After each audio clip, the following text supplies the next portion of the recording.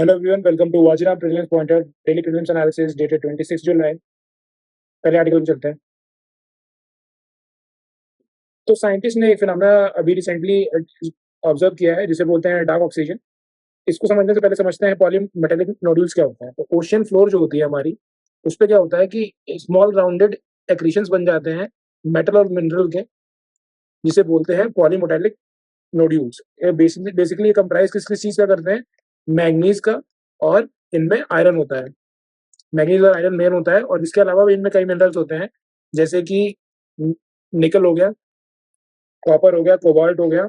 ये याद रखना है कि ये क्वेश्चंस बन सकते हैं इसके। लिथियम हो गया, लिथियम जैसे कि सोलर पैनल वगैरह में यूज हो सकता है, बैटरीज में यूज हो सकता है। तो देखना है कि प्राइमरली जो होता है मैग्नीज और आयरन ऑक्साइड्स होती हैं। उसके अलावा इसमें प्लैटिनम, रेयर अर्थ मेटल हो गया, ये सब चीजें होती हैं। अब होता क्या है कि जो ओशियन बॉटम होता है, वहां पे ये क्या करता है कि वाटर को ब्रेक कर देता है H2 प्लस O2 में, जिसकी वजह से ऑक्सीजन का फॉर्मेशन होता है। तो इसे डार्क ऑक्सीजन क्यों बोलते हैं? क्योंकि ये ओशियन बेड पे नीचे की तरफ होता है। यूजुअली हमें पता है कि फोटोसिंथेसिस से ऑक्सीजन का फॉर्मेशन होता है, विच रिक्वायर्स सनलाइट, और यहाँ पे क्या है, सनलाइट नहीं है, तो इसलिए इसको बोलते हैं। तो मर्कोसुर क्या है? मर्कोसुर बेसिकली एक पॉलिटिकल और प्लस इकोनॉमिक ब्लॉक है। कहाँ का? साउथ अमेरिका का। मैप पे देख लेते हैं इसमें मेंबर्स कौन कौन से हैं।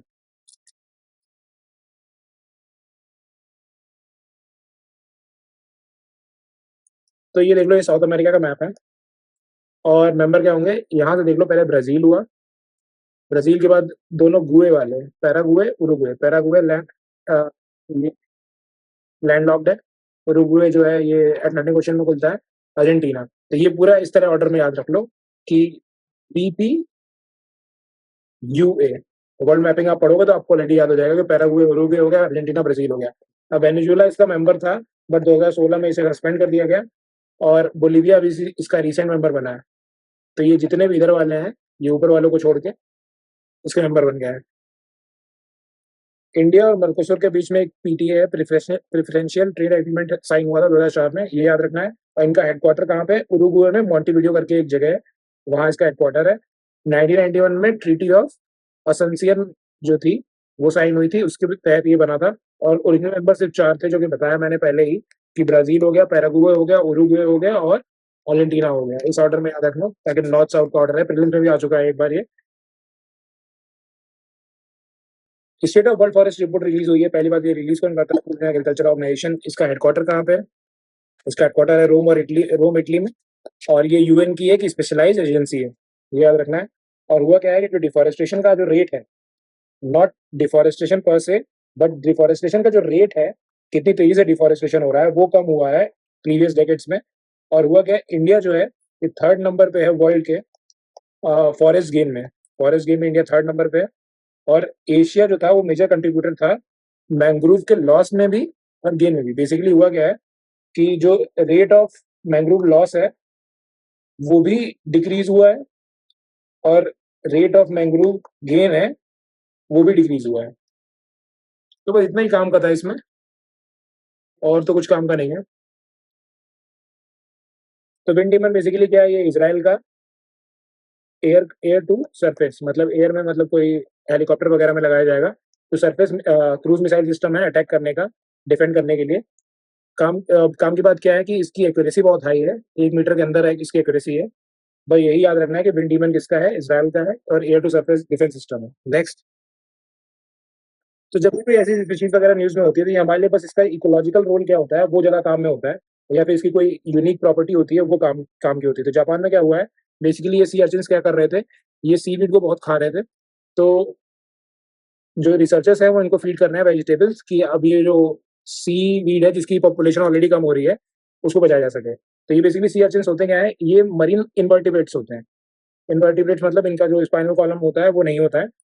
अ, और इनकी जो बॉडी होती है कैल्शियम कार्बोनेट की बनी होती है। और ये करते क्या है, इनका एक इंपॉर्टेंट रोल ये है कि ये एल्गी पे फीड करते हैं। तो एल्गी के जो ब्लूम है उसे कंट्रोल करने में काम करते हैं। और इनकी जो कैटेगरी है, जिस कैटेगरी में ये आते हैं, इनको बोला जाता है एकिनोडर्म्स। एकिनोडर्म्स का मतलब क्या होता है कि इनकी बॉडी पे ऐसे स्पाइक्स होते हैं। तो जो स्टार फिश होता है और सी ककम्बर्स होते हैं, वो भी इन्हीं की कैटेगरी में आते हैं। और इनमें सिमेट्री भी होती है, इनकी बॉडी में सिमेट्री भी बहुत हाई होती है। सिमेट्री मतलब जैसे मान लो कि ये स्टार फिश है, तो मैंने बहुत गंदा बना दिया।